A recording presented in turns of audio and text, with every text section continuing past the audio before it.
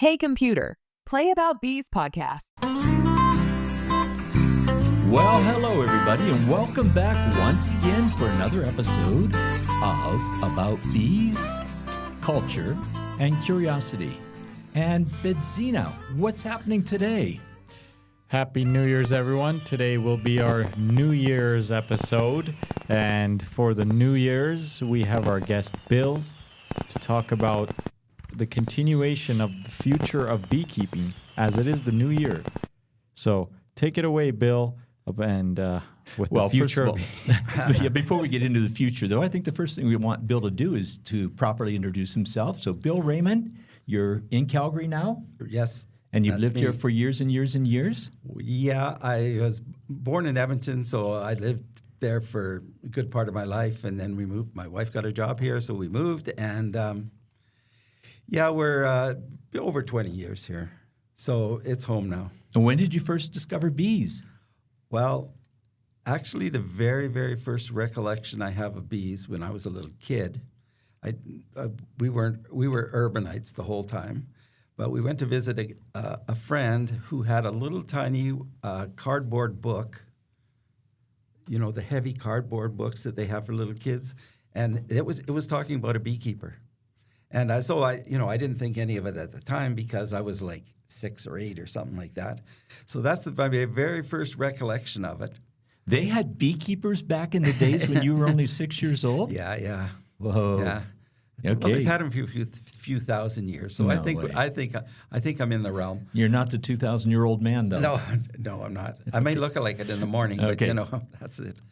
So I went on, on with life, and it was interesting. I met a group of relatively creative people, and one of them was a potter. So I thought, I'm going to learn how to do pottery. It looked really cool. So I made a bunch of really bad pots, and that was intentional, I assume. No. Now, how old were you when you were making these bad pots? In the 20s. In my early 20s. Yeah. And so I thought, okay, well, what if I had these bad pots? Maybe if I put something in them, that they would, then I could sell them, right? Okay. And so I thought, I'll put honey in. Well, how do you get honey? Well, you raise bees. And it went on from there. Cool. I like it. It's crazy times. And I decided I was going to make the equipment because, of course, I didn't have any money in those days, right? But I could buy wood. And so I bought some woodworking equipment, some of it inappropriate for the job, but I made it do it anyhow. And then I built altogether about 40 beehives.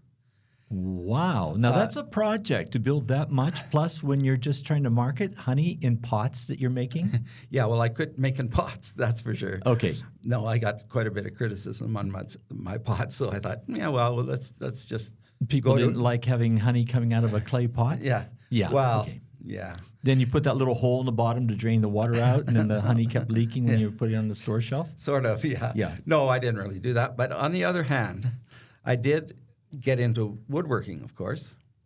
Yeah, you must have gotten really good at woodworking. Yeah. Did you make the frames as well as the boxes, the lids, the bottom, everything? They weren't as classy as the ones you buy in the store. Well. But they functioned. I'll bet. And they were to, standard configurations and that kind of stuff. They were or they weren't? They were. Yeah? Oh, yeah. Okay. Yeah. That I learned early on that you have to be standardized. Otherwise, you do. You just can't keep track of everything. Well, I agree, but also at some point in your life, you want to sell a few hives of bees, and if there's some really odd size, it's hard to get people interested. Exactly. No, but I agree. At that point, I was not really marketing in the marketing theme, and at that time, I was being a taxi driver too. A literal taxi driver? Yeah, taxi. I drove taxi for about 10 years. This is in the days before Uber, folks. Yeah, way before Uber. 1970s. Yeah. 70s and into the 80s. And so it was kind of okay, with the taxi driving and the beekeeping, and, I had time to play with that kind of stuff, which I suppose makes it very,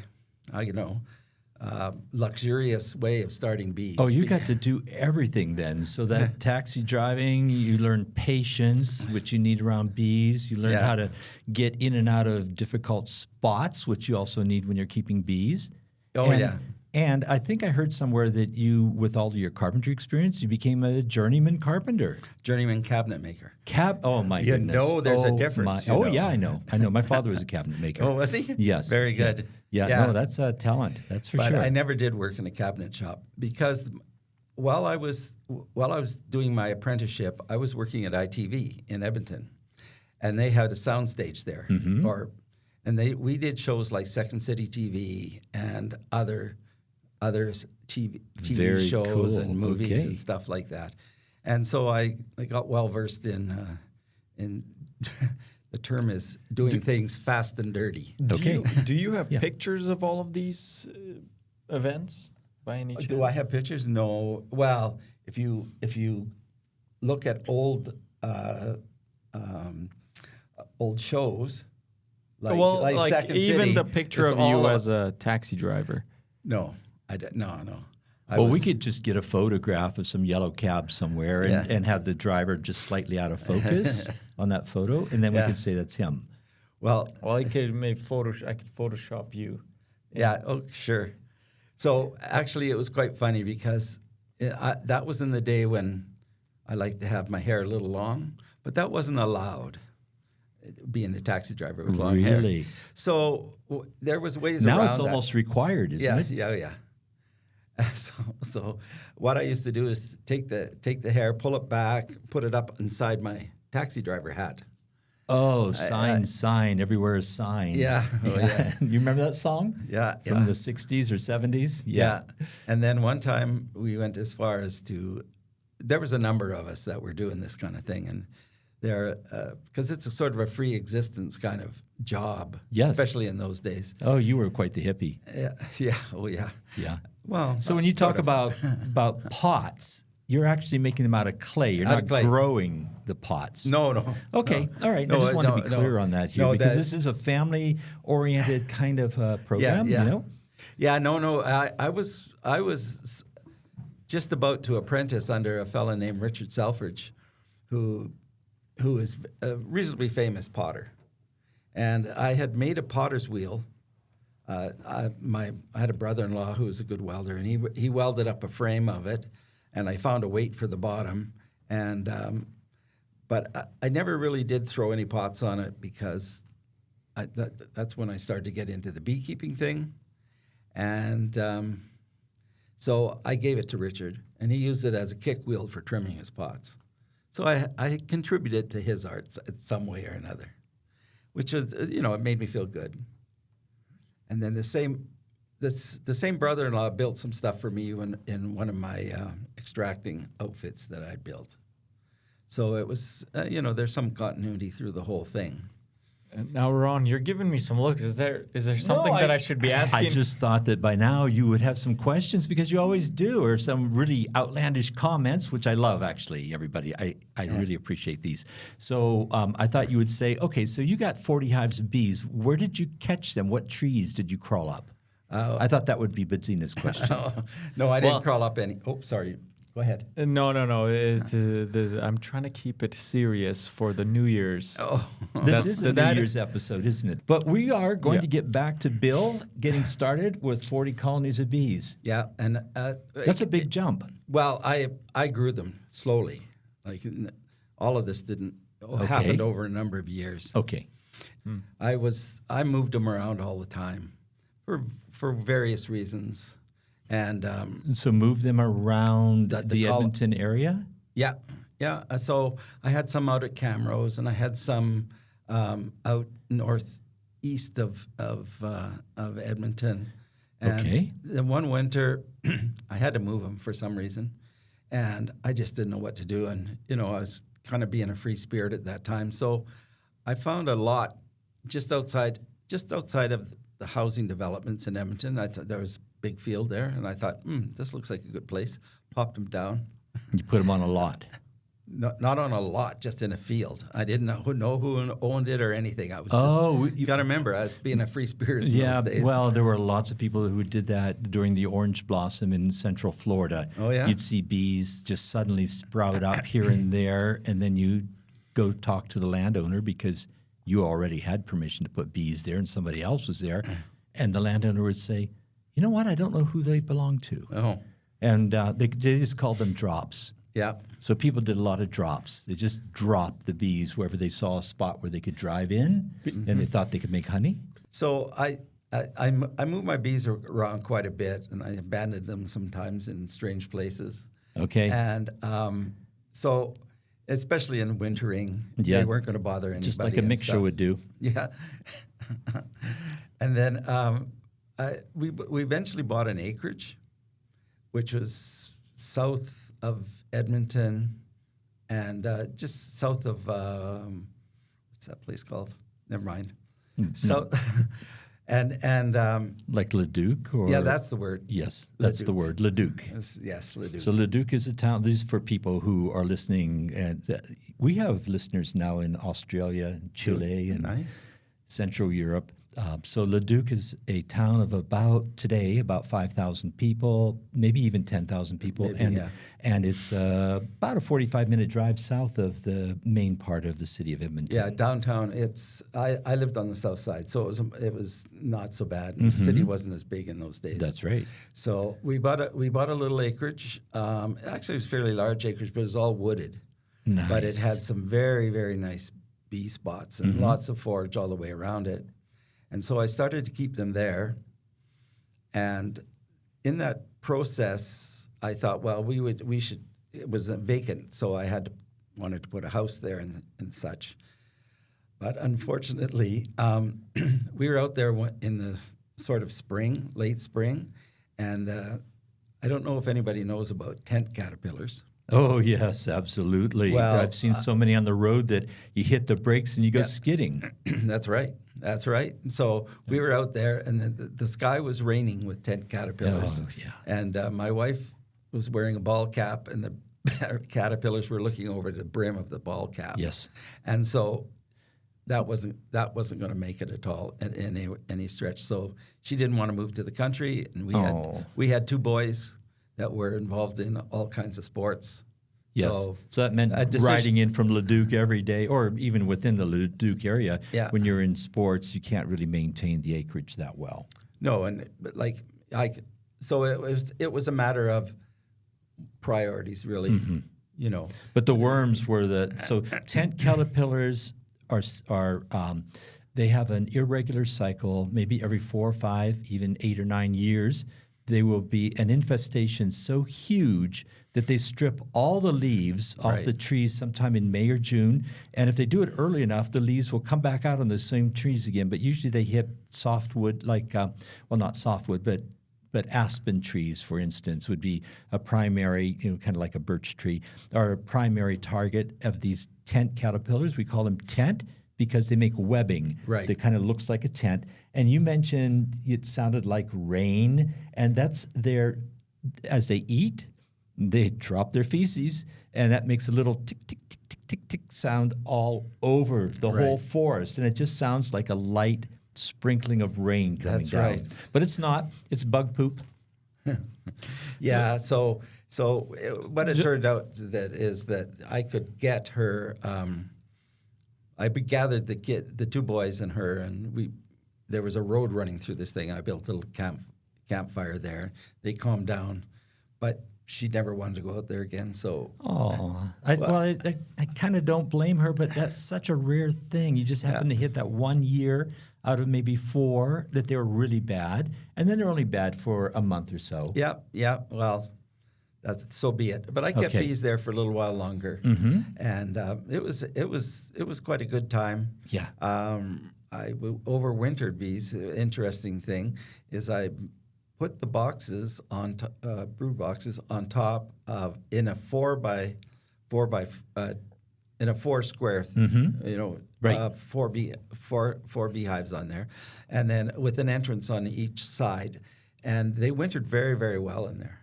And the only insulation I put on them was some. They called it homestove. It's a sawdusty board, and it was impregnated with asphalt.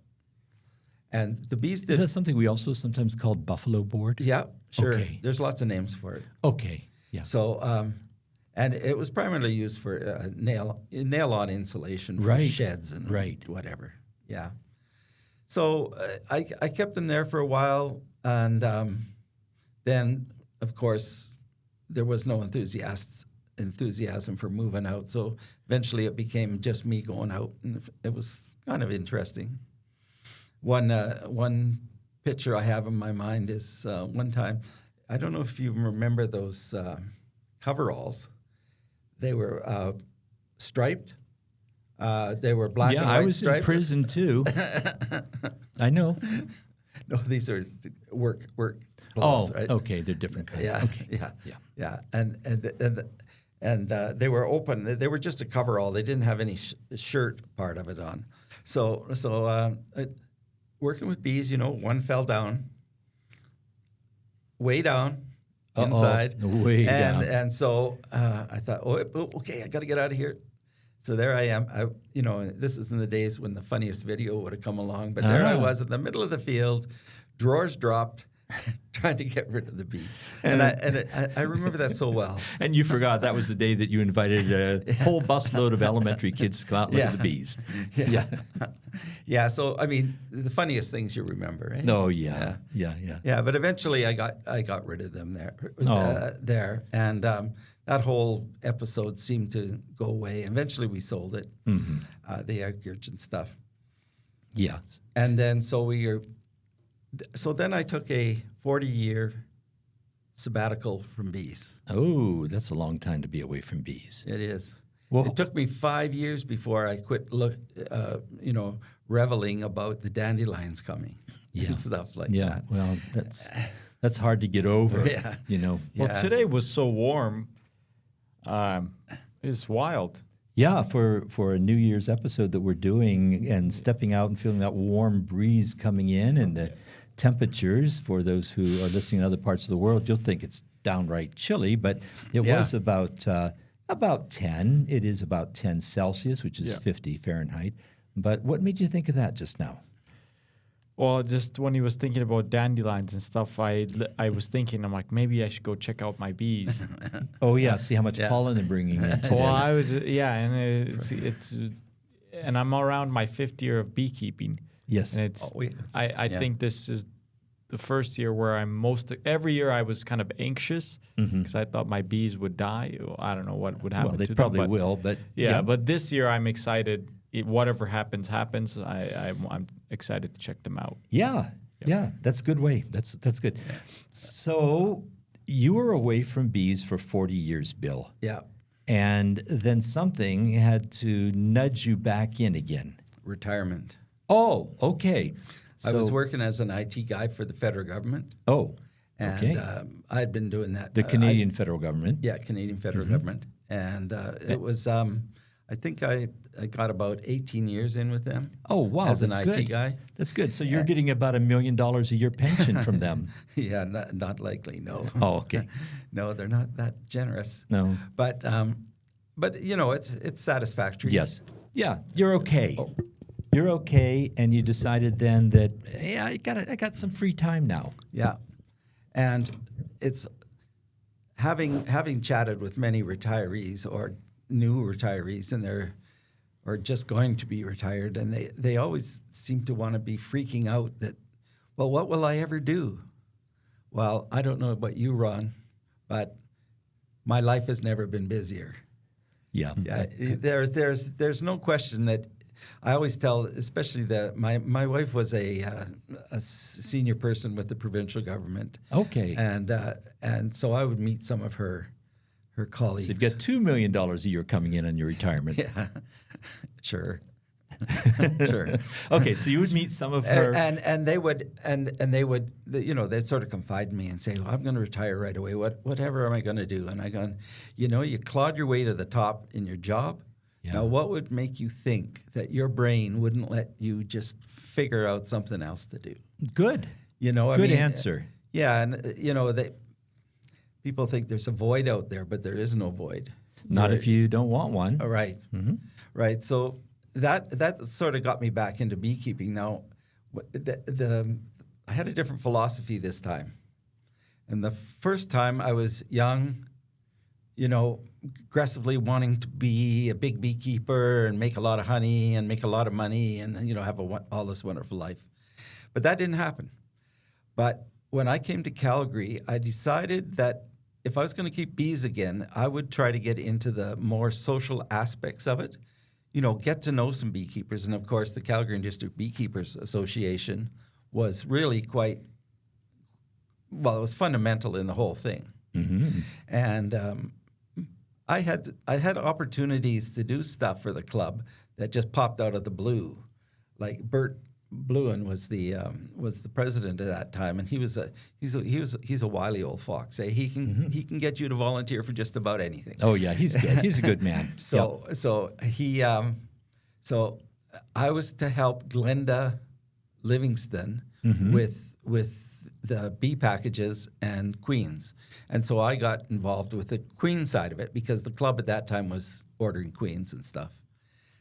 But there was so we would get them from our source, Scandia Honey. We would get all of that stuff, and they would deliver it and that. But somebody had to take the orders and all the rigmarole that goes around running an operation for a club. So, anyway, so after a while, Glenda got tired of doing it, and and somebody else was taking over the packages. They didn't do queens anymore, but there was a need for people in Calgary to be a queen supplier. Yeah. And so I took that role on, with no real reason why, except I was doing it before, so I'll continue doing it. And I got the chance to order queens from Scandia, and then all of a sudden there's a market for after the spring rush. Right. And so I started to order queens from various other places.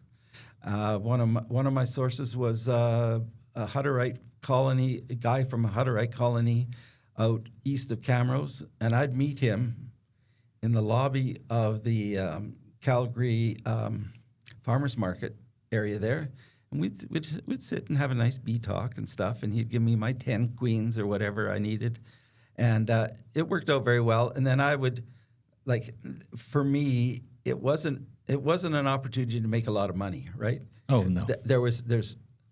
Yes, 25 cents an hour is a very good wage. That's about it, yes.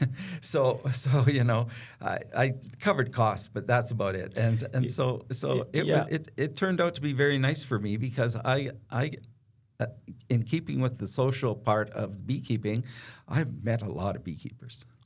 A lot of people, every time I tell them about beekeeping, they always assume that I seem to be doing well, or life is great, but majority of my I have to work to finance my beekeeping.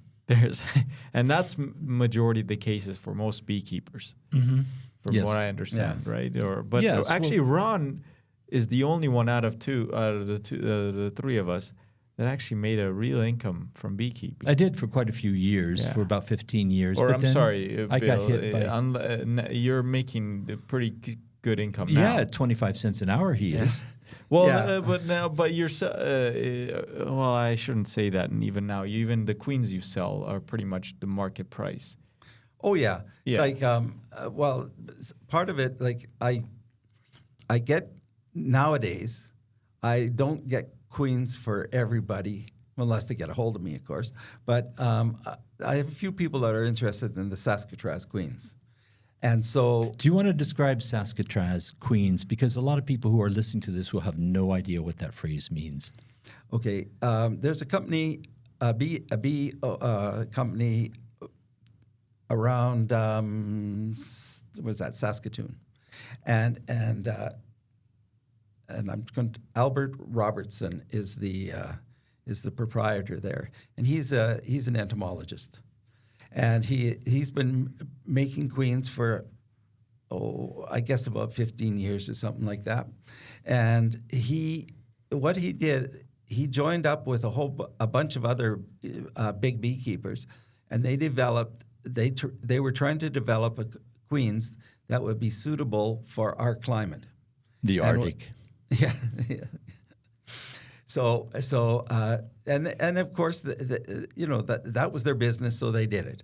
And now I think he has I think he has about 7 families of bees. That is, and I found out 7. Let's say that again. So 7 families of beekeepers, No, or 7 bees. lines. Lines. So 7 lines of different types of bees of queens. that were Yes. developed according to different traits. Yes. So he has 7 different lines that are developed for Saskatchewan, which is where the Saskatraz comes from. Yeah. Or maybe Saskatoon is where it comes from. yeah. But anyway, so what are some of the qualities that you think would be involved in these different traits that would make them exceptionally good for our climate and seasons?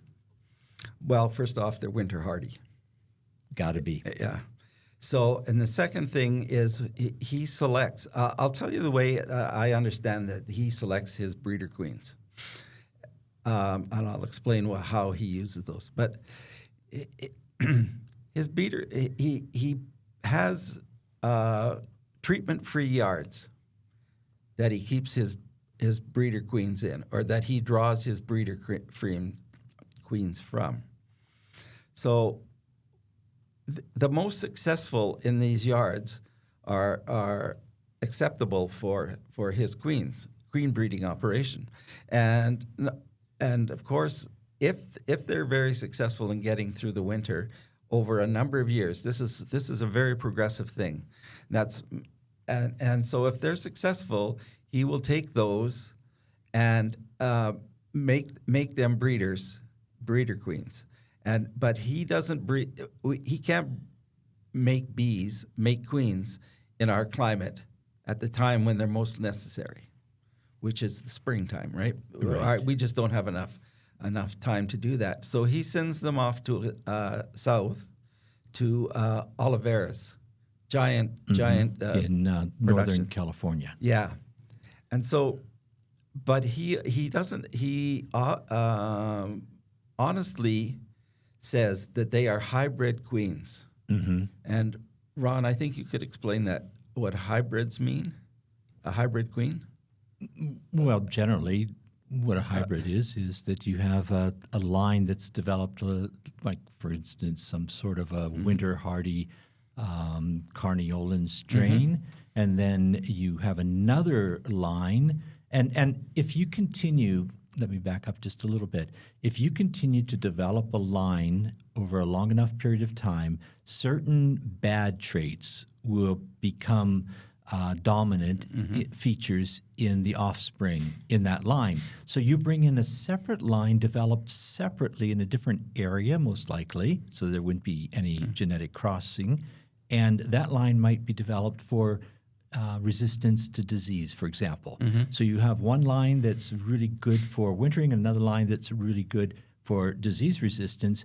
And if you can, either through artificial insemination or through restrictive mating, so you would have mating yards in areas where the queens are from one line, which you've grafted and pulled from your breeders, and you park those cells in nucs in an area that's been saturated by drones from the other line, you can create a hybrid.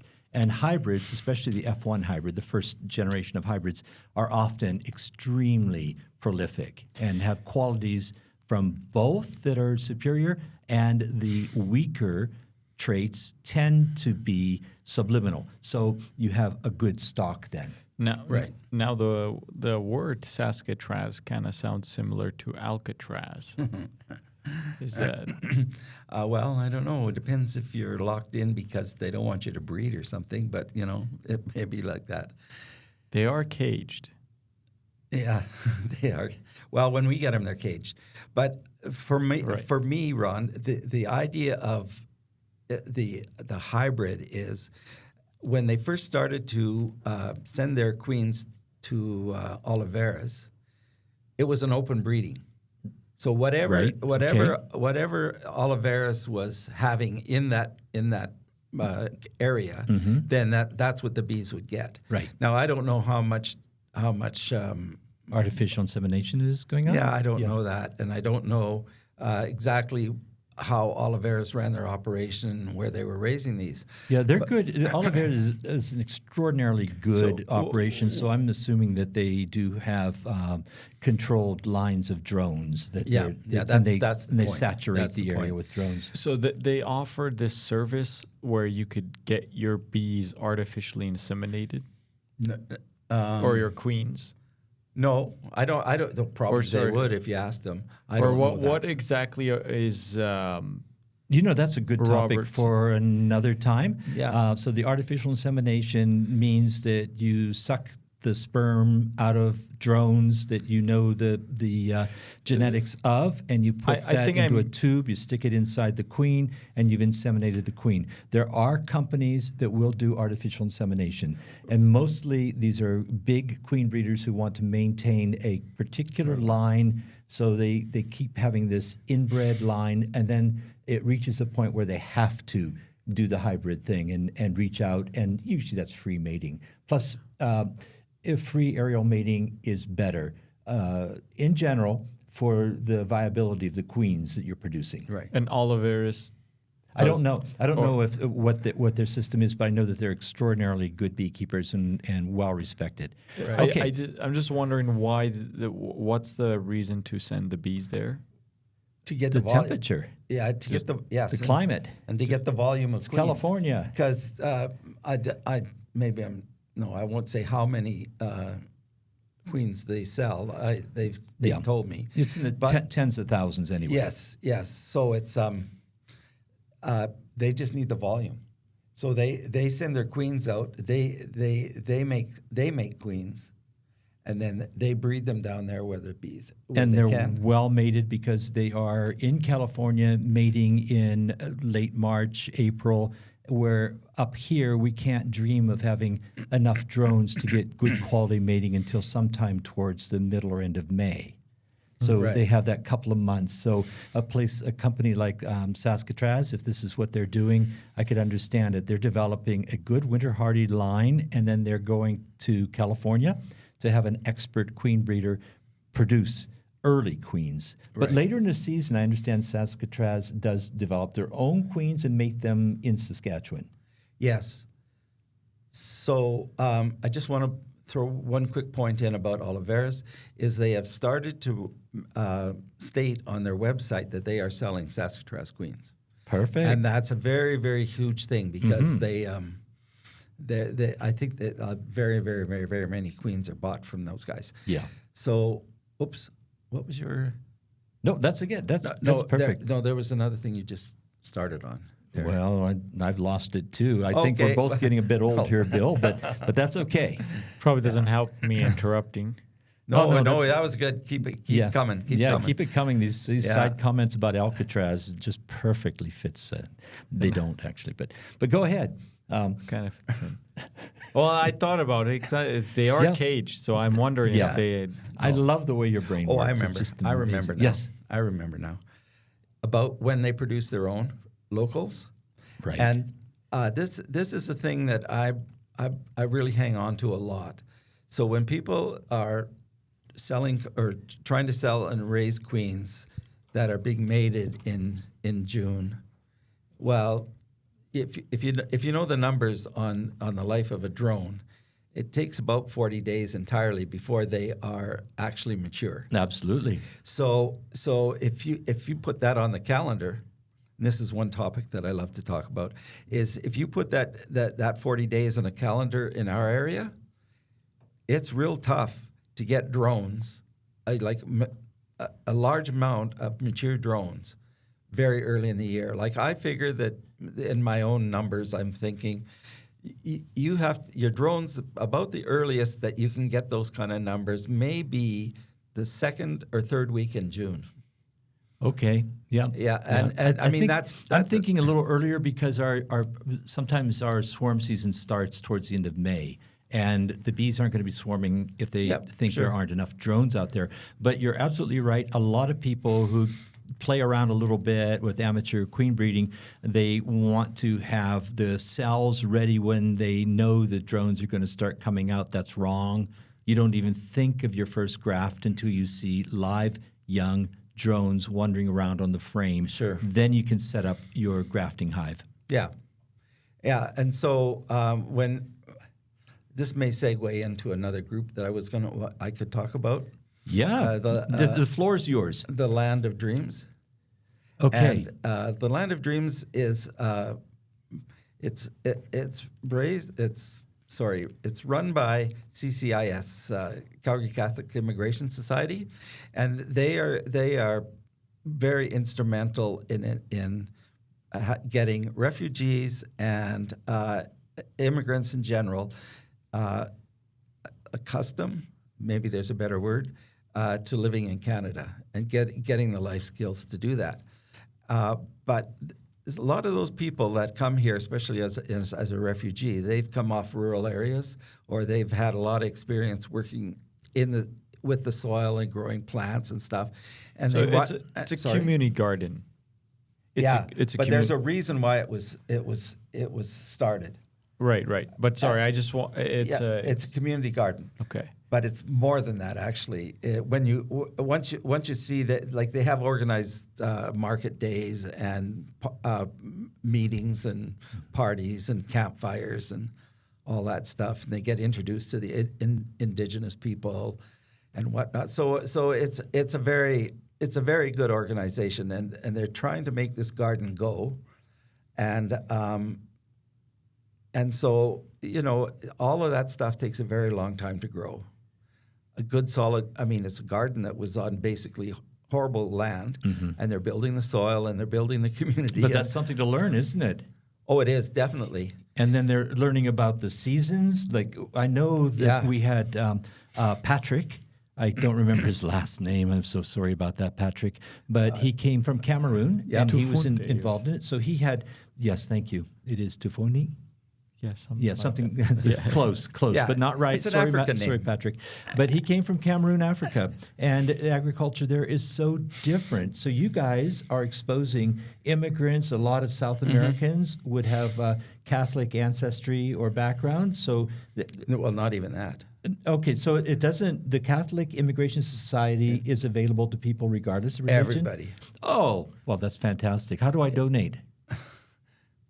Look up CCIS, I guess. Okay. Or I'll put a link. I guess you're not going to do any gardening there, but no, I wouldn't. I'm thinking more like they must need money to survive to keep things going. Yeah, and it's CCIS is a very large concern. They have a couple of buildings downtown, and they help lots of people. They have apartments that they bring the refugees in. They have no money. They don't know how to eat the food or whatever, and they bring food in.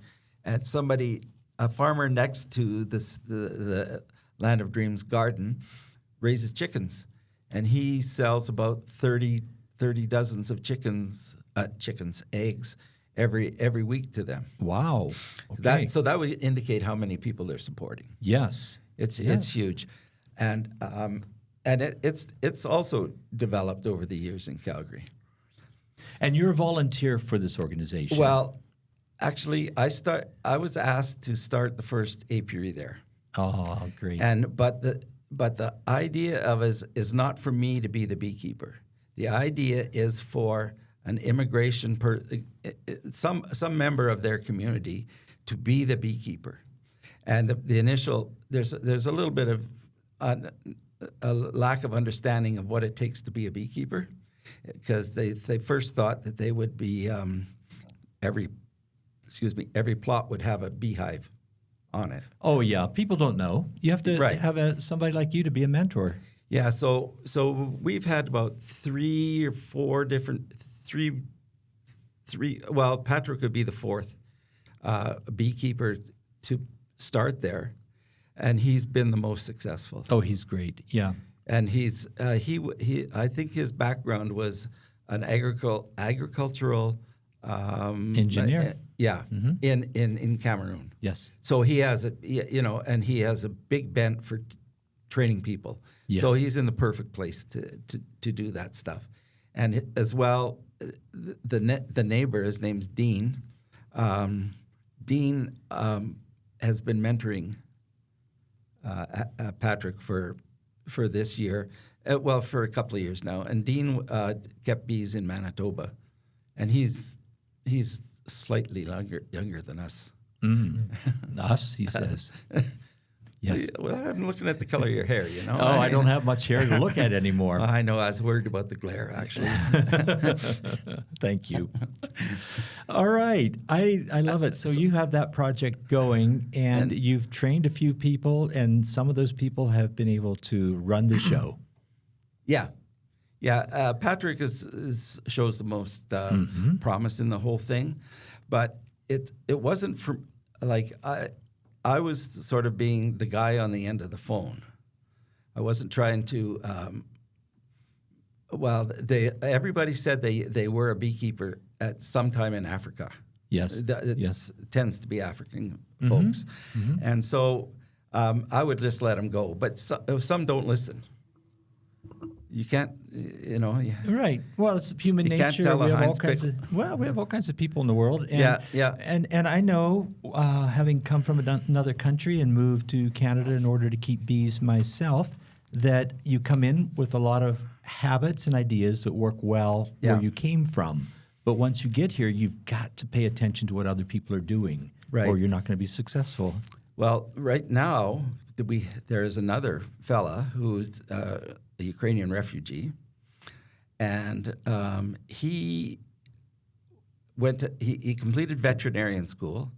He completed certificate programs in beekeeping, and then he and his family came to Canada, and I hooked up to him through another community garden, the Inglewood Community Garden, and where I keep bees, and they started a garden there.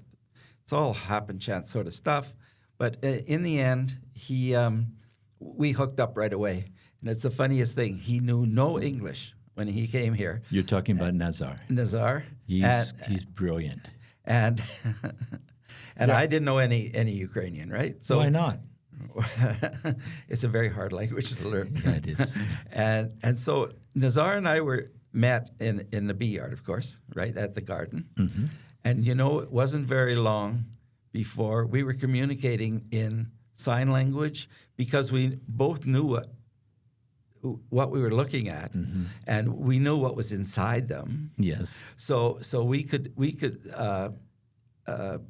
hook up in a non-language way in a bee yard. Oh, absolutely. It was your common language. Your common Yes. language turns out to be the buzz of the bees. Bee talk. So he's since learned a lot of English, but he's still not he's not able to get his permanent residence. I sometimes think that it's almost as difficult to learn English for Ukrainian as it is for an English-speaking person to learn a language like Ukrainian. It works both ways. Oh, yeah, absolutely. Vocabularies are just as alien from each other, and the grammar structure and so on. So he's doing really well to be able to thrive here, and hopefully he will get that permanent residency status. I don't know why they hold things up from good people, but sometimes it just takes a long time before the paperwork gets through. And he's being very patient and all that stuff. Yes. But it's interesting to watch in his learning of the language, because we used to drive out to my bee yard as he started to take English lessons, and I would put, that's a fence, he'd say, or those are poles. Mm-hmm. And he'd point back at it and he'd say, dravo, dravo. And you'd say, drava? And he'd say, no, dravo, dravo. So the petula, we to had be. Did he use that word for you? I don't know. You got to learn some Ukrainian here, man. Come on. I'm originally from Edmonton, and hey, there's like Edmonton is surrounded by Ukrainians. Guys. Yes, that's the second biggest population in the world of Ukrainians is in Alberta. Yeah. So at any rate, we got together, and then Herman comes into this then, and the Land of Dreams, because I introduced him to the Land of Dreams, and I introduced him to Robert McBain at Worker and Hive. Great. And Robert wanted to hire him, but there was some labor paperwork thing going on and stuff like that. So so he knows his bees. Yes. And so that's another very success story. But he kept it. I gave him a couple of colonies of bees, 'cause they come with no money, right? Right. So I gave him a couple of colonies of bees, and he started to experiment with them, and in an effort to This is Nazar now. yeah, in an effort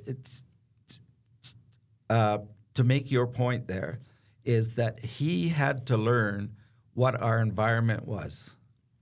And so he I think he was coming from a climate that was more like Lower Mainland or something like that. And so Yes. Depends on what part of Ukraine. sure, yes, of course. But just from hearing what he said and some of the stuff he would recommend, Right. it's not really possible to do it here because we have our 6 or 8 weeks and that's it. We're done. Yes. So any rate, it was a learning experience for him and myself as the more knowledgeable beekeepers, and then he hooked up with Herman, Yes. and so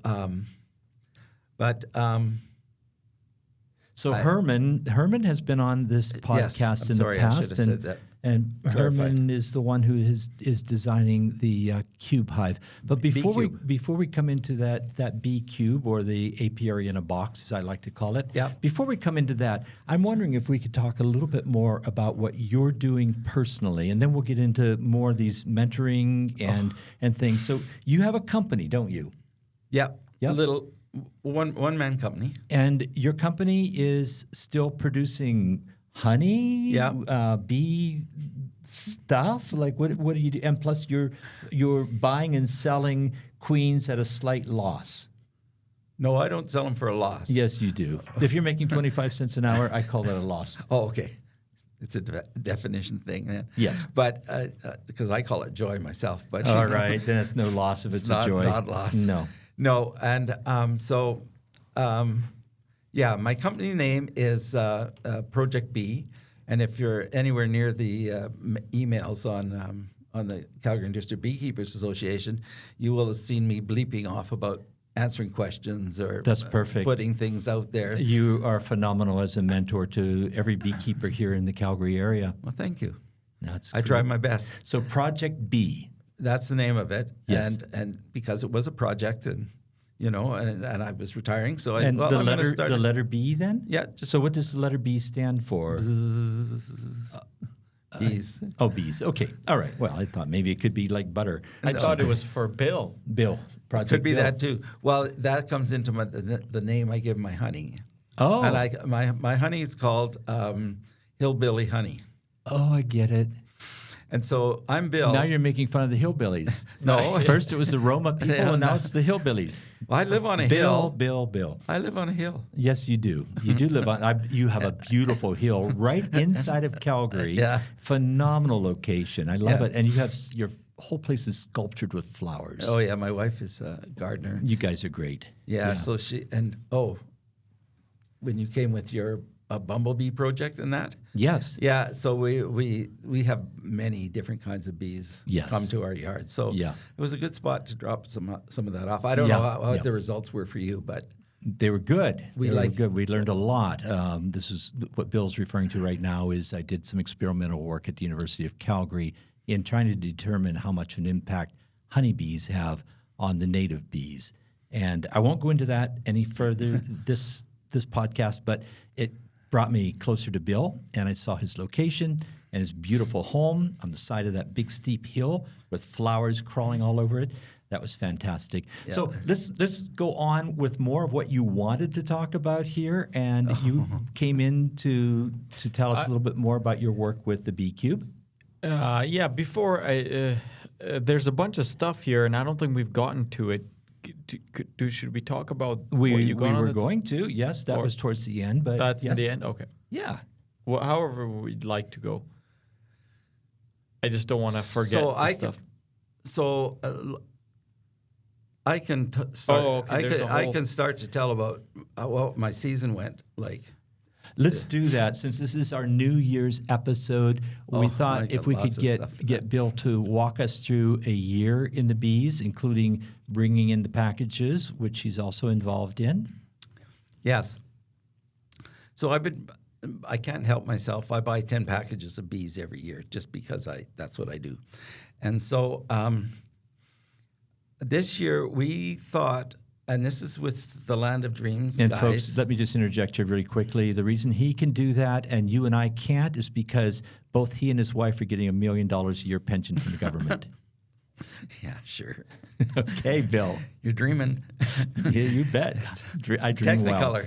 I dream Technicolor. well. It's gonna be Bill and Jagmeet that are gonna be So 10 packages every year. Yeah. Well, there's a reason why I get 10 packages. Okay. And they don't cost me any money. Huh? Oh, yes. I got this thing down, right? Okay. So so I normally buy 10 packages, and to put a real brief part of it, I raise those bees, plenty of food, nice and cozy, and they develop like crazy. They make brood and everything, and normally I try to get them in early April Yes. or mid-April, and then by the time they've got like 8 or 4 or 6 frames of brood, I can do a split and sell them as a nuke, and then that pays back the cost of the package and the cost of a new queen, and then I have free bees. Right. Right. So but I've noted recently in my head that I'm in a really fortunate place because I have enough experience and confidence to do that. Lots of beekeepers go, "Oh, I can't do that. You can't make honey then," and that's all wrong. You can make honey with that second split, no problem. Second split, but not. I've also seen some newish beekeepers who decide that I've got 40 hives of bees. I'm going to end the season with 400 and 400 hives at 200 pounds a colony. I'm going to have 80,000 pounds of honey plus 400 hives of bees. Yeah. Yeah. Mm-hmm. You have to have enough sense to know how strong these nukes have to be and how much you can leave behind and still make a little bit of honey and sell your nukes. Right. And as time goes on, I have a market, a clientele that will, oh shit, I need it. Oh heck, I Okay, kids. I had losses, and I need to buy some nukes. And so they phone me up, and then I'll sell them a nuke, and it's always at the at the appropriate time of year and everything, because I have them, and I know they're good, and I know they have a queen, and the reason I sell them with the package queen is because she's proven. Every bee, by the time I sell them, every bee in that colony was made by that queen. Right. You So can I look kn- at that brood and you can say, okay, she's laying really well, so I'm not afraid to sell this to somebody because I know it's a good queen that's Yeah. going into this nuke. It's quality, right? Right. You sell a quality product there, and so and then I risk manage the second half, and so maybe I don't get 10 free ones, maybe I only get 6 free ones. It doesn't matter. Right. You know what I mean? Right. And then of course, I'm in the market to buy queens and stuff like that as well as everybody else. Sure. Yes. And so, okay, now back to this last year. I was involved with the Land of Dreams guys. That's Dean and Patrick that we had spoken about earlier, and they were a group that wanted to get big. Lots of. Okay, so I was a little bit reticent to see Patrick do that because Patrick is part of an organization at a bee yard that I started, right? So okay, we'd do that. And so we had a bunch of meetings and so the thought came up is because of climate change, that possibly we could get away with starting bees a little bit earlier. And so as it turns out, I usually get my packages from Scandia. So I phoned up Reese and said, hey, can we get some at the 1st of March? And he says, yeah, I think so, because he's got clients, major beekeepers that will keep the packages inside or hide them inside. He's got he knows everybody.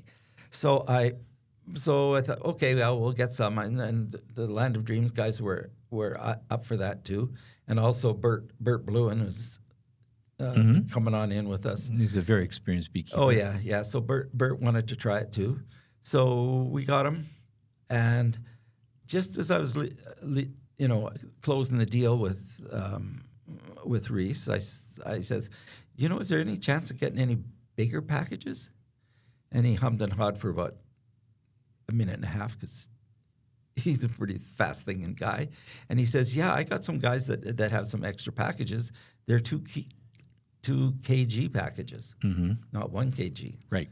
And I thought, well, that's okay. That's good because now we're bringing it into a danger zone. More bees, they could probably do it. Well, that turned out to be very interesting. I took 4 at that time and 6 at the end of the month, right? So we had a split there in case of It's disaster. give you a chance to look at 2 different results too. Right. So I normally will hive a package in my garage, so that the queen and the rest of her colony could get established in a non-harsh climate, right? Right. So inside the garage, then, I'm assuming you're not able to keep the whole garage dark, but you probably have the box entirely closed? Yeah. Well, they're in a nuke box with a screen on the front. Okay. So there's no way they can get out of this. No. And God be willing. yeah. And do you try to keep it somewhat dark too? Do you drape a cloth over it? Yeah, so that they don't I do get, the windows, yes. but there's still light there. Okay. I mean, they sense the Is this light. a heated garage? Oh yeah. Yes. Yeah. Okay. So it's generally around 15, 17 degrees. Well, once you get 10 colonies in there, it tends to warm up a bit. Right. But it's all fine, and I feed them. I sell this stuff called Appi Pasta. Oh, tell me about that. Appi Pasta, it comes from Spain, Okay. hence the name Appi. Well, it for could be bee. from Italy with the name Appi Pasta. Yeah, right. Somewhere over there. Yes. Well, anti-pasta. Yeah, that's what I thought. No, Okay. it's Appi Pasta. Okay. And it's Or some others call it happy pasta. Happy well, the bees call it Happy Pasta because they Yes. really, really like They it. like it. Okay, Yeah. so this is their pollen flow that's going to stimulate Well, them. it's mostly sugar, Oh, it is. but it has okay. amino acids in it. It has some other vital elements to them, Okay. and I use them for nukes. Use it for nukes all the time. All right. And just a quick aside: if I'm having to hold queens at all for any length of time in their cages, I'll smear a little bit of that on there, and the queens seem to benefit from it. It's not just that candy that they're eating. It's this has nutrients in it. Right. So anyway, carrying on, I feed them that, and when I can, when the weather's warm and all that, I pop them outside. Sometimes at the Inglewood Community Garden, but this year I deviated from that much to I shouldn't have done it. I should have used my regular method, but as it is, I was out in my Airdrie yard, and I shook 4 of these 2 kg packages into hives there. And lo and behold, one of them drifted. 90% of them drifted to 3 other colonies and left one with a queen. She had a queen, and just a handful of bees. So I queried Reese on this, and he said he thought perhaps the pheromone wasn't strong enough in that queen to hold those bees. The other thought I had was those are summer bees, or they could contain mostly summer bees, not winter bees. And I was slamming these bees into a extreme winter condition for them, right? So I'm thinking, oh, well, are they physiologically correct to live in this? They traveled, they did everything else, and not only that, the queen didn't come with them. The queen came from Tanzania. The bees came from Australia. The queens came from where? Tanzania. The country of in Africa? Not Tanzania. What am I thinking of? It starts with New Zealand? yeah. No, Okay. no. In Australia. Oh, Tasmania. Tasmania. Yes. Tasmanian devil. That's right. Okay. So Tasmania is an island off Australia? yes. That's okay, correct. sorry. Yeah, and so that's where these queens came from. So we had we also had to introduce queens. So when you put the queen in the cell and shake the bees in on top of them, there's not a lot holding them on there. There's no recognition really. Right. They recognize the fact that she's a queen, but they just left. Yes. They moved next door. So, okay, in my head, I'm going, oh my God, what a loss. And I'm thinking, I really didn't lose anything. I didn't lose any bees. They're out helping another queen, right, in Okay. cold weather. Yes. That's not the same, I know, but at least it gave me some Yeah. Okay. Okay. Don't some want feeling I don't want Right. to. No. Things are that I things are didn't all lose. good. It's all yes, it's maybe all fine. It's just great. Better yeah. than ever. Yeah. Okay. So and then I can't even remember when I did what the other ones I did. I think I did them in the garage, and and they were fine. Yes. The usual stuff. Yes. And we were trying, and of course the weather didn't cooperate, and we got cold weather, but all through March. As soon as we got our bees, it got cold. Right. I When- remember when we had the- some bitterly cold weather Yeah. in mid-March. So Yes. the gods didn't want that to No. happen. No. They're trying to teach you a lesson. Yeah, exactly. Yeah. Which I'm We I'm learning. We do have global warming, but sometimes we also have blizzards in March. Yes. Yeah, it's true. So Okay. So and most everybody thought we were crazy, and we Well, were. You are to be keeping bees when you've got. Well, what else are you going to do with your time anyway? You're helping so many people. I want you to please describe just a little bit before we have to wrap up, and we do have to wrap up fairly soon. But you've got into another hobby because of your IT background and your journeyman carpentry, finishing carpenter skills. It's a natural fit for you to experiment and play around with a 3D printer. Yes.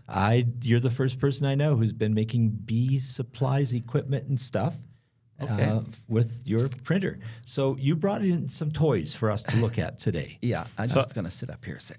I guess I'll hold it up and then I'll describe it and then or Oh, I can hold it and if then you want. okay. Yeah. So this is I'm going to call this the crystalline entity. Okay, the crystalline entity. And It's Bill, remember too that about 2/3 or more of our listeners are just listening and not watching YouTube. Okay. So Okay, we try to be descriptive as possible. As possible. Okay. What I'm holding in my hand The more the better. is a bee feeder for the bee cube. And the bee cube has 5/5 colonies in them.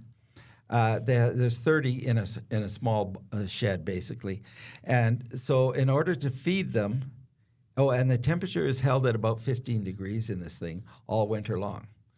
So Herman, the proprietor of that, decided that he should see, he wanted to have a way to feed them. And he was worried that they wouldn't get enough moisture. Okay. So I'm working with him, and I Right. So mostly this is I do Herman the of design. Say it one more time. The bee cube. The bee The apiary in a box. Right. We Yeah. had him on a few Yeah. weeks ago. Yes. Very good.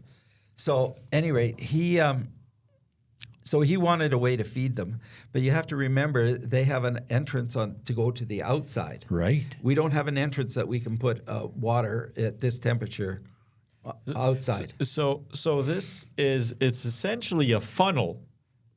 You've created a funnel that instead of the end of it going into a bottle or directly, you've kind of spin it. It goes on top of the bottle, and then where the water would be coming out of, that would be going into a bee's mouth. So it's Yes. kind of like Yes, but so the bottle itself. created a funnel for the bee. what this is designed to do, I tried various other things, but we would do like a standard feeder, like a bird feeder or whatever, and put tiny little holes, a few, in the lid of this.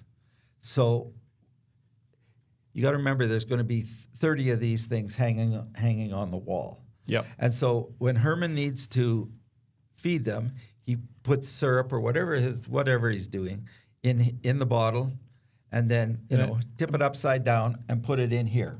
In a bottle that size, you can't go any bigger? Oh, this is what he prescribed. Wouldn't you have to now constantly replace it? Or Yep. Okay. Well, he's chosen that. Yeah. I'm now in the development of one that'll hold a bigger bottle, but it's basically the same thing, just a little bigger. Now, so the idea is the bees would move. There's a hole in the box. We stick this in the hole right at the bottom of the box. He Now drills we're it. inside the cube. Is that correct? Yeah, inside Okay. the cube, and this is going into the wall Of a beehive. of a beehive, and it protrudes enough. And the bees, we know that bees, if it's got sugar, the bees will find it. They will. There's no question about that. And so I had some development problems, is because there's a little pad in the bottom, Yes. and the problem is to get the right depth and to be able to capture this so it doesn't wiggle around, so the bees get up inside next to the bottle. Just some stuff. It still looks really elegant, and you Yeah. printed this with your own 3D printer. Yeah, and I have to do. Well, right now the order for these things is about 35, 40 of them. Right. So One for each hive that goes inside Yeah. that cube. So it's they take about a half an hour each to make. Mm-hmm. So if you do the calculations, it's a lot of time. But really, it's nothing for me to really do. I just have to get the drawing, set it up, tell the thing to print it, hit the button again, print again, print again, and so on. And I think I can print them about four at a time. Yes. Okay. So, and if Herman gets 4 bee cubes, then I got to go yeah.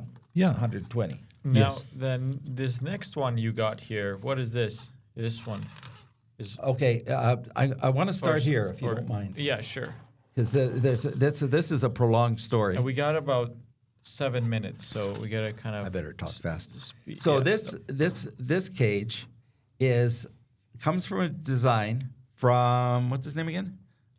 At the professor at the university. Olaf Olaf. Rupel. Yeah, Olaf he's at Rupel. the University of Alberta in Edmonton. Yes, and Olaf, after talking to Herman and myself, he sent a design for a bee cage that the bees could live in all winter long. So the fact is, we want to store multiple queens in a nuke, basically, and have them survive. So you want to bank the queens That's for right, a yeah. winter. So we usually talk about banking queens or having a queen bank. And Yes. the problem with a typical queen bank is it's shaped like a frame, and any queens that are on the outside edges of a queen bank in a cold climate are going to suffer. But in a warm climate where I've banked hundreds of queens in Florida, Yeah. I never had that, so I just used a typical frame. So you've got something a little different going on that's designed more for our climate. Exactly.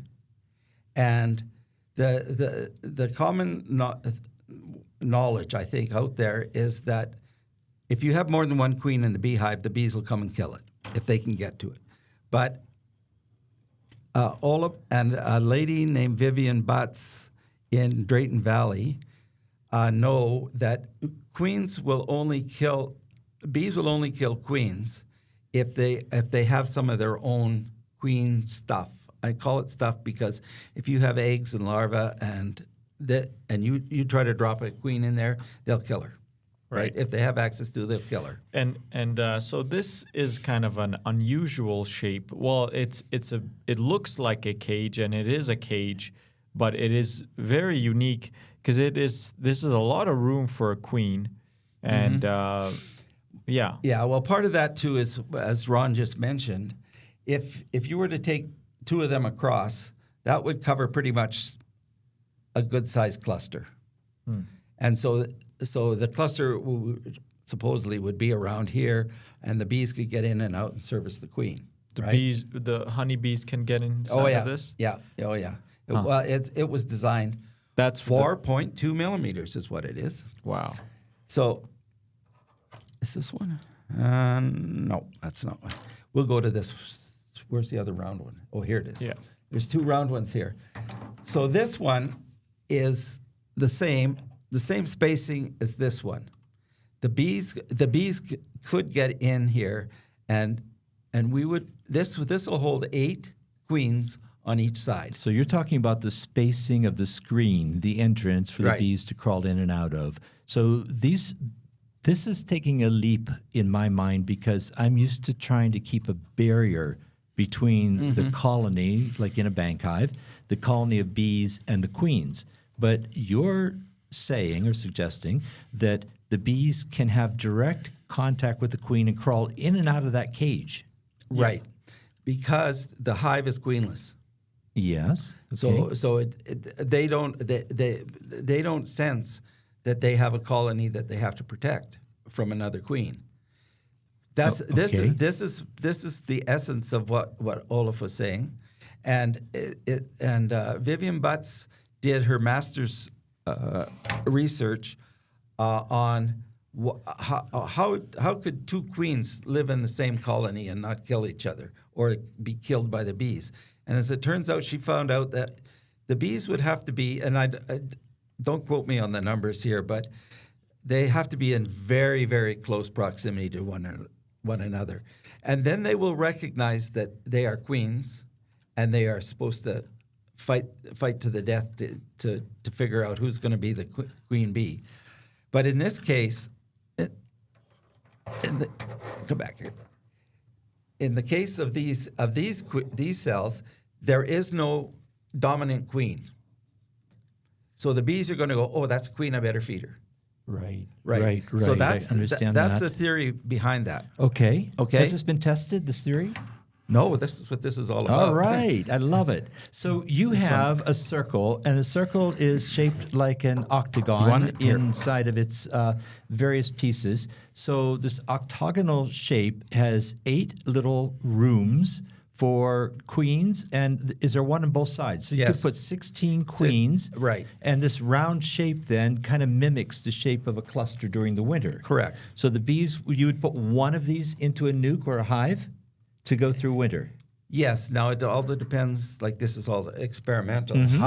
How many bees do you need to start out with? Yes. Are you willing to put a frame of emerging bees?